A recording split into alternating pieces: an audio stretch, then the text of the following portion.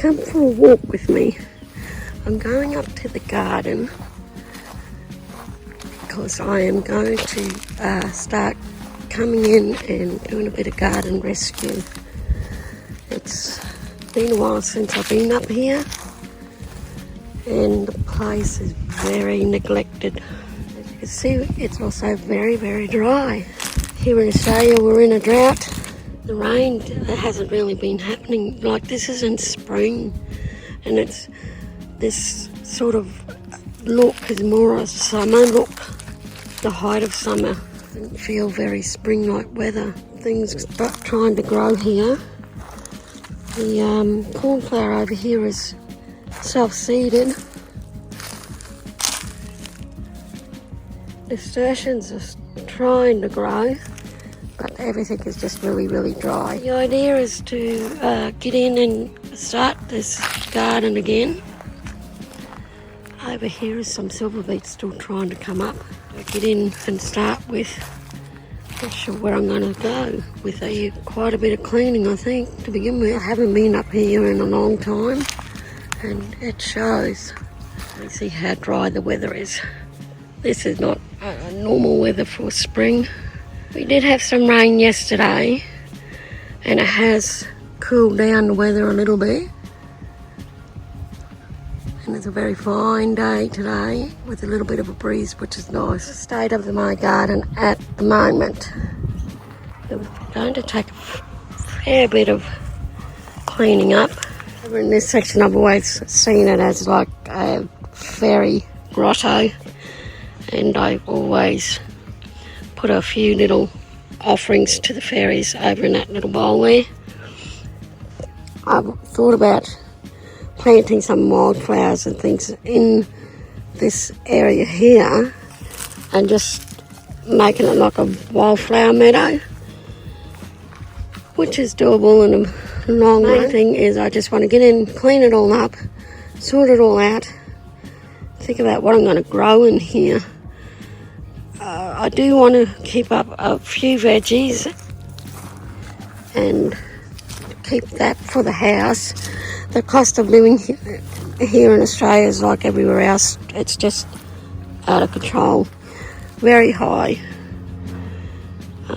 You're not getting much for your money's worth, and having a garden just supplements, the higher cost of things. And even with gardening, you still got to put money into it as well. Just want to get in and finish my study, which is this is the last week, and then I go on to graduate next year, which is going to be interesting.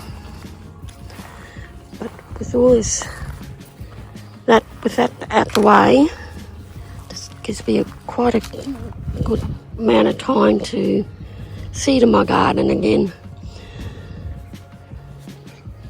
and work with it and give it a little bit more love than what I have been giving it. I mean, it's that bad. That in there is mint. Now, if you know, mint is impossible to kill. So that's going to be interesting. As you can hear too, I've been getting over a really bad flu. I've been sick all this year on and off with these flu things, but this last one was a bit of a shocker. But I'm getting over it a little bit. Can't believe how dry it is. Well, it's like the second or third day since I come in here, and you can see I've cleaned up quite a bit. Still very, very dry, but it does start to look a bit like a garden again.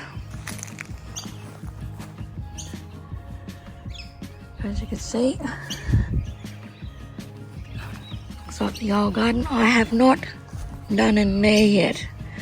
I'll clean up there. I need to get the rake in there. But yeah, look how dry it is. We're on water restrictions at the moment. I think it's 250 litres per person. Definitely no hoses. Not for now. I just have to finish up a little bit over on that side, as I said. And rake all that up and clean it all up. And then I'll start doing the beds over with the fork and a bit of compost. And then I'll see about what I want to plant in here. It's mid-spring. The jacaranda's already out. That's how dry and warm we've had the weather.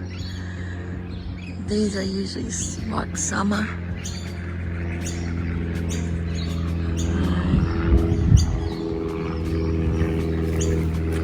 And then I have to clean up in here, sort all this out.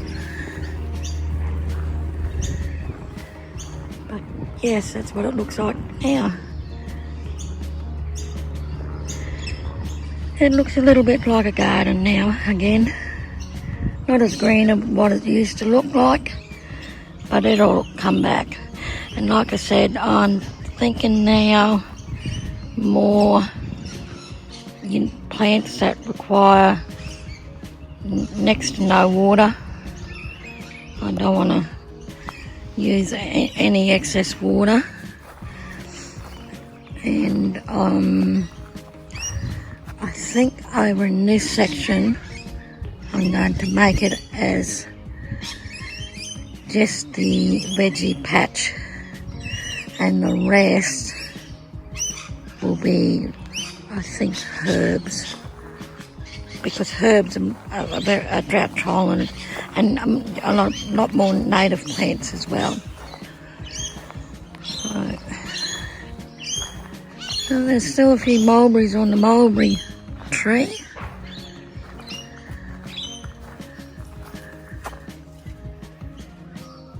The birds can have those. And the little fairy grotto down in here. Like I said, I think what I'd like to do just along here is make it into maybe just wildflower sort of section. Just let it grow wild. And not worry about anything in there. And over in here, like I said before too, I definitely think a pond would go nice in there. But yes, it's very, very dry.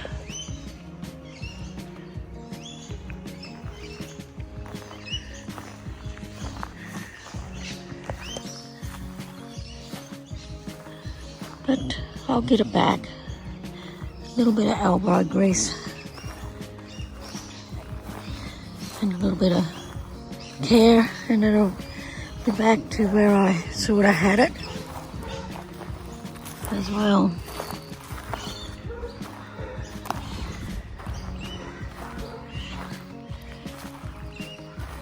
It's not too bad weed wise, because before I left I put a lot of in this bed here. You can just see it along here. I put cardboard down as a weed suppressant, and this bed here and all the other beds had a lot of mulch as well.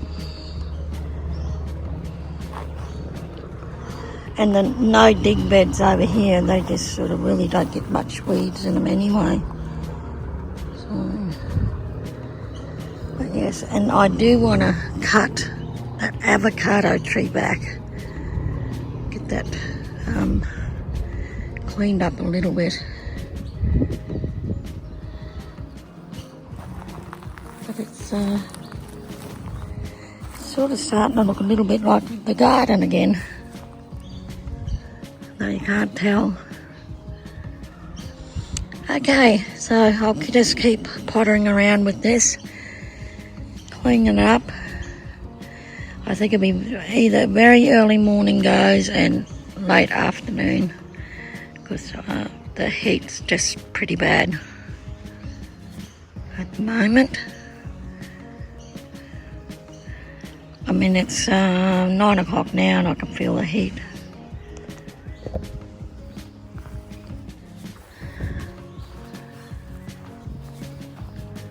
But there's the garden on a very dry and hot mid-spring.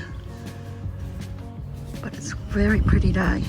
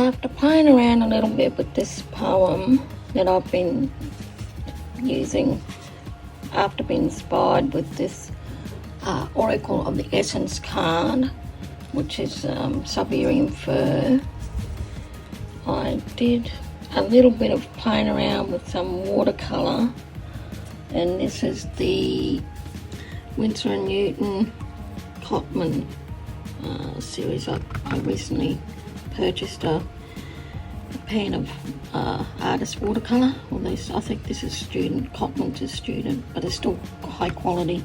So these are the little swatches from that. Some little test paper. This is just cheap paper, so it's not very good to work with watercolour, but it's enough for me for now. And I just played around with a little idea inspired by that, and I did a little watercolour with pen and ink, and I changed it so the writer is now a female, and she is writing through her troubles, and I think that works a little bit more for the poem. I was trying to work with the information in the card, which is about leaping over troubles, leaping over problems, leaping over difficulties. And yeah, I like this idea of using the Oracle and the Tarot cards just to inspire poetry. I think that works really well combined together. There's a little sort of side one that I did as well, just playing with the colours that was in the card. This is my attempt at going with poetry. Okay.